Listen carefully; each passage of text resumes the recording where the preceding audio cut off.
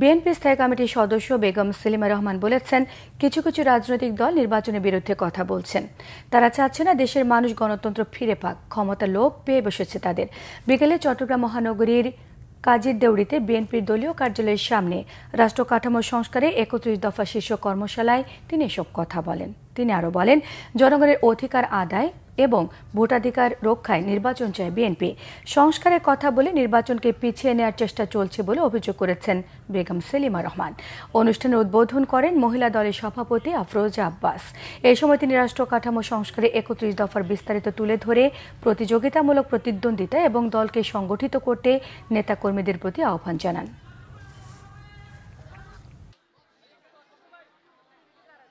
আজকে সংস্কার নিয়ে অনেক কথা বলে নির্বাচনকে পিছিয়ে রাখার চেষ্টা করা হচ্ছে, কিন্তু তা আমরা হতে দেব না।